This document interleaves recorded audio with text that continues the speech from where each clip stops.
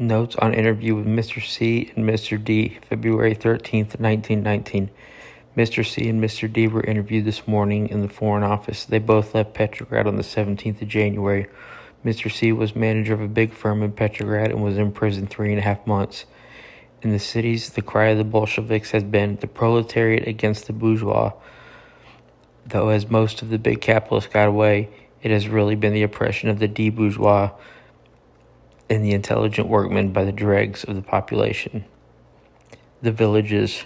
In the villages, poverty committees composed of peasants without land and of hooligans returned from the towns have been set against the peasant proprietor. Local government has handed over to these party committees, and they take from the peasant proprietor his produce, implements, and livestock, retaining what they need themselves and forwarding the remainder to the towns.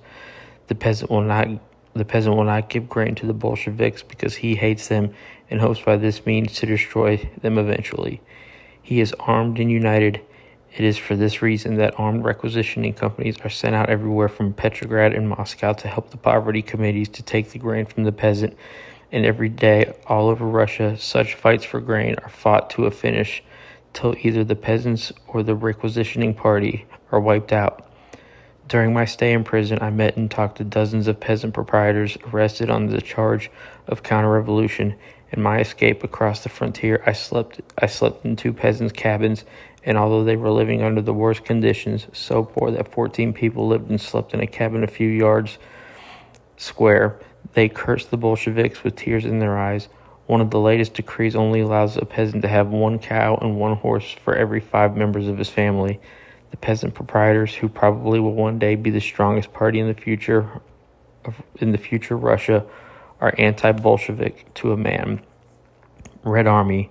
No more satisfied are the soldiers. In fact, the only troops the Bolsheviks can trust are the Lettish, Chinese, and a few battalions of sailors. They give them 250 rubles a month, all found, together with presents of gold watches and chains requisitioned from the bourgeoisie. Newly conscripted troops are not given rifles in Petrograd, except a few in each regiment for the purposes of instruction. They are only handed out to them at the front. For any military offense, there is only one punishment: death. Executions are done mostly by the Chinese. If a regiment retreats against orders, machine guns are turned on them, and if the commissar of the regiment cannot thus hold his men, he is shot. All the soldiers I spoke to, even those acting as our guards at the prison, cursed their fate at being compelled to serve, the only alternative being death from hunger or execution as deserters. Nearly all openly expressed the hope that the British would soon come and put an end to it all. Workmen. The position of the workman is no better. At first, the 8-hour day with high minimum wages greatly pleased them, but as time went on, they found that owing to increased cost of living, they were little, if any, better off. Their wages were increased, but a vicious circle will soon set up, which their wage increases were utterly unable to keep up with the high cost of living. Reduction of output further increased the cost. At Petrograd wagon works, the pre-Bolshevik cost of passenger cars was 16,000 to 17,000 rubles. It is now 100,000 to 120,000 rubles. At government works, where the Bolsheviks would be most likely to expect support, intense dissatisfaction exists.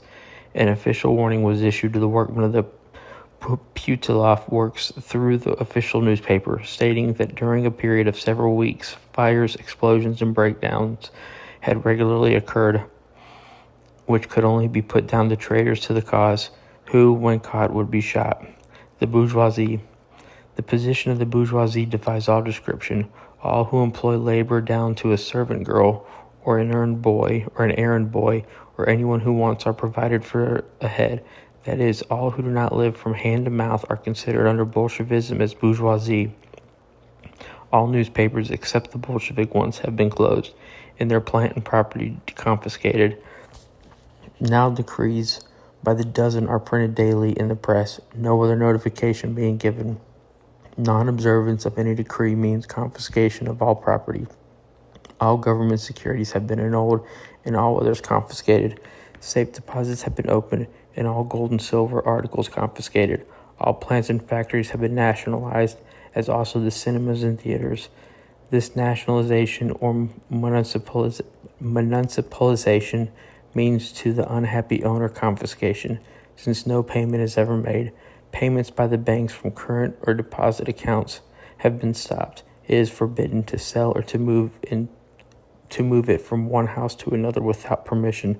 Persons living in houses containing more rooms than they have members of their families have poor families billeted in other rooms, the furniture in these rooms remaining for the use of the families billeted there. Hundreds of houses have been requisitioned for official or semi-official use, and thousands of unhappy residents have been turned out on the streets at an hour's notice with permission to take with them only the clothes they stood in, together with one change of linen. Houses are controlled by a poverty committee composed of the poorest residents of the house. These committees have the right to take and distribute amongst themselves from the occupiers of the flats all furniture they consider in excess. They also act as Bolshevik agents, giving information as to the movements.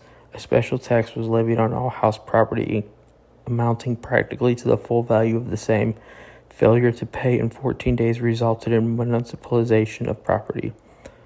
All owners and managers of works, offices, and shops, as well as members of the leisure classes, have been called up for compulsory labor, first for all the burial of cholera and typhus victims, and later for cleaning the streets, etc. All goods lying at the custom house warehouses have been seized and first mortgaged to the government bank for 100 million rubles. Any fortunate owner of these goods which were not fully confiscated had the possibility of obtaining them on payment of the mortgage. All furniture and furs stored away have been confiscated. All hotels, restaurants, provision shops, and most other shops are now closed after having had their stocks and inventories confiscated. Just before we left, a new tax was brought out, the extraordinary revolutionary tax. In the government newspapers, there were printed daily lists of people, street by street, district by district, with the amount they must pay into the government bank within 14 days, on pain of confiscation of all property. The amounts, I noticed, ranged from 2,000 rubles to 15 million rubles. It is impossible to imagine how these sums can be paid. Food question. The food question in Petrograd has gone from bad to worse. Elaborate food cards are given out each month covering all kinds of products, but for months past nothing has been given out on them except bread, which has for the last few weeks consisted of unmilled oats. There are now only 3 categories of food cards, the first being for heavy workers, the second for workers, and the third for non-workers. The last time bread was given out, the daily allowance on card 1 was half a pound, on card 2 a quarter pound, and on card 3 1/8 pound. Hundreds of people are dying weekly from hunger, which first causes acute swelling of the features. Many have managed to get away, so that the present population is probably not more than 600,000. Wholesale starvation has only been prevented by the large illicit trade done in provisions by what are known as sackmen, who travel by rail or road from the village with food in sacks. Butter is now 80 rubles a pound, beef 25 rubles, pork 50 rubles, black bread 25 rubles, and eggs 50 rubles each.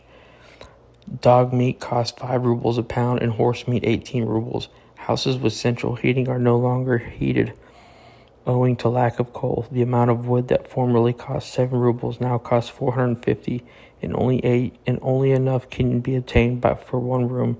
Restaurants have all been confiscated and turned into communal kitchens, where the sole menu lately has been soup consisting of water and a few potatoes in it.